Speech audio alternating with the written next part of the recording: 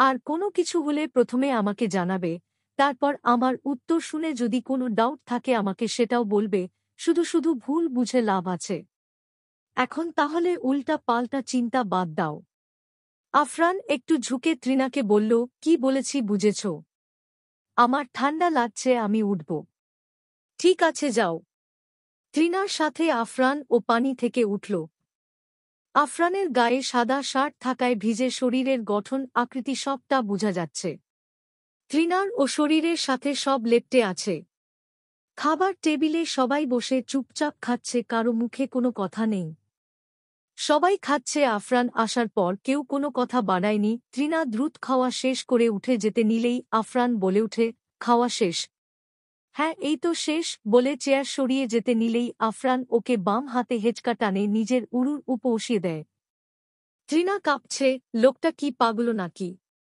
চাচাজান, আয়েশ ভাইয়া সবাই আছে এখানে, দেখছে না নাকি? আজব তো, তৃণা মনে মনে বলছে, মুখে বিরক্তির আভা। আকস্মিক এমন হওয়ায় সবাই হা হয়ে তাকিয়ে থাকে। আফরান কারো দিকে না তাকিয়েই তৃণাকে উরুতে বসিয়ে বাম হাতে জড়িয়ে ধরে রাখে।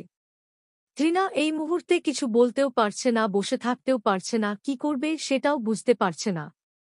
জাফর কেশে উঠে আয়েশ পানি দে। পানি খেয়ে নিজের খাবারের দিকে তাকিয়ে আফরানকে ধমকিয়ে বলে, আফরান, হচ্ছেটা কি এখানে? বোর্ডদেরকে চোখে পড়ছে না? আফরান, তুমি কি বলতে চাচ্ছ যে পার্সোনালভাবে এসব করতে? জাফর কপাল কুঁচকে এবার আফরানের দিকে তাকিয়ে বলে, লজ্জার ছিটেফুটাও আছে কিনা তোমার, সন্দেহ আছে?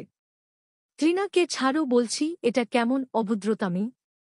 আফরান আর কোনো কথা বলল না, ডোন্ট কেয়ার ভাব নিয়ে খাচ্ছে। জাফর খাওয়া শেষ করে জায়গা ছাড়ার জন্য পা বাড়ালে আফরান বলল, এমনি এমনি টেবিলে বসিনি, কিছু কথা সবার জানা দরকার। কেউ না চাইলে না শুনতেই পারে। জাফর, বলার মতো কিছু কি আছে তোমার? আফরান, খাবার শেষ করে নেই। শোনার হলে ওয়েট করো। জাফর রাগের কণ্ঠে বলে, নিজেকে কি ভাবো তুমি আফরান? আফরান কিছু বলল না আর চুপচাপ খাবার শেষ করে হাত ধুয়ে রুমাল চাইল হাত মুছার।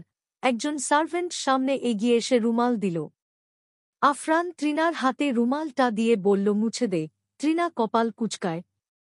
কি বললাম শুনিস নি? তৃণা এইখানে কিছু বলতেও পারছে না, ইচ্ছে তো করছে কামড়িয়ে এই লজ্জাহীন লোকটাকে মেরে ফেলতে, কিন্তু কি আর করার, বাধ্য হয়েই মুছে দিল। জাফর, কি বলবে জলদি বলো, এত নাটক করার কি আছে? আফরান, ওয়েট। সবার নীরবতার মাঝে হঠাৎ কলিং বেল বাজল। আফরান, সব ঠিকঠাক আছে? তানভীর, জি স্যার, বলে কিছু পেপার সামনে এগিয়ে দিল। আফরান কাগজগুলো একবার দেখে নিয়ে বলল, সাইন করলেই সব কমপ্লিট নাকি আরও কাজ আছে? আইন অনুযায়ী এগুলো প্রমাণ থাকবে, আর তাতেই হয়ে যাবে। আফরান তৃণাকে কাগজগুলো দিয়ে নিচে একটা লাইন ধরিয়ে দিয়ে বলল, এখানে সাইন করো। জাফর, হচ্ছেটা কি এখানে আফরান? বলবে আমাদের? আফরান, বলছি আগে তুমি সাইন করো। তৃণা তৃণা কিছু বলতে চায়, কিন্তু আফরানের দিকে তাকিয়ে আর প্রশ্ন করতে পারে না। মনে হচ্ছে এই মানুষটাকে অবিশ্বাসের মতো তো কিছু নেই। চেহারায় শান্ত ভাব। তৃণা না পরেই সাইন করে দেয় যেখানটায় আফরান দেখিয়েছে।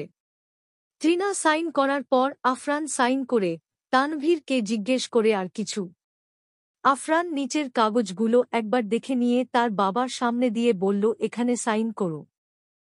তখন থেকে তোমার নাটক দেখে যাচ্ছি, কিছু বলছি না মানে এই না যে তোমার কথা শুনতে হবে। আফরান, ভালোর জন্যই বললাম, এখন আপনার ইচ্ছা সাইন দিলে দিবেন, না হলে না দিবেন। আমার জিনিস আমি অলরেডি পেয়ে গেছি, কিসের কথা বলছো? কিছু না, সাইন করলে করেন, না হলে আমি গেলাম।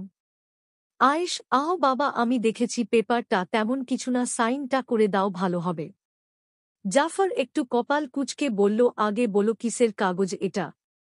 বললাম তো তেমন কিছু না। বিশ্বাস রাখো আর সাইন করো।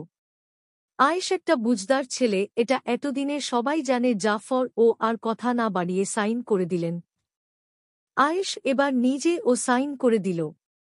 আফরান তানভীরকে ইশারা করলে তানভীর সবগুলো পেপার একসাথ করে নিয়ে বেরিয়ে গেল। জাফর, আর কত নাটক করবে তুমি? আফরান, আমি গেলাম, খুব ঘুম পেয়েছে আমার। যদি নাই বলো তবে এতক্ষণ নাটক কেন করলে? নাটক করার জন্যই নাটক বানালাম বলে তৃণাকে বলল, উঠো এবার যাও। তৃণা বলার সাথে সাথে উঠে দাঁড়িয়ে দৌড় উপরে। আফরান ওর যাওয়ার দিকে তাকিয়ে স্মিত হাসল। বাবা যা বলার পরে বলো, ঘুম পাচ্ছে আমার, আর হ্যাঁ, এতক্ষণ যে নাটকটা করলাম তার জন্য সরি। আমি তৃণাকে আমার নামে লিখে নিয়েছি, তোমাকে যদি বলতাম নিশ্চয়ই তুমি বিশাল নাটক জুড়ে দিতে, তাই ঠান্ডা মাথায় কাজটা সেরে ফেললাম, ঝামেলা ভালো লাগে না। এতক্ষণ যে সাইনগুলো দিলে ওসব আমার আর তৃণা রেজিস্ট্রির সাক্ষী হিসেবে, আর তৃণা যেই সাইনটা দিল ওটা রেজিস্ট্রি পেপার ছিল। দেখলে তো তৃণা কতটা বিশ্বাস নিয়ে কিছু না পরেই সাইন করে দিল। ফাজলামের একটা লিমিট থাকা দরকার আফরান। এসবের মানে কি? এটা কি কোনো খেলনার বস্তু যে বললাম আর হয়ে গেল? কোনটা কি জানার দরকার নেই, যেটা বলার বলে দিয়েছি বলে আফরান সোজা উপরে চলে গেল। কারও কিছু বোধগম্য হল না। আয়েশার ১ মিনিট ও দাঁড়াল না ওকে দেখলে যদি আবার রেগে চর বসায়, ওই ভয়ে সে সরে পড়েছে। আজ এই পর্যন্তই, পরবর্তী পর্ব পড়ার জন্য আমন্ত্রণ রইল।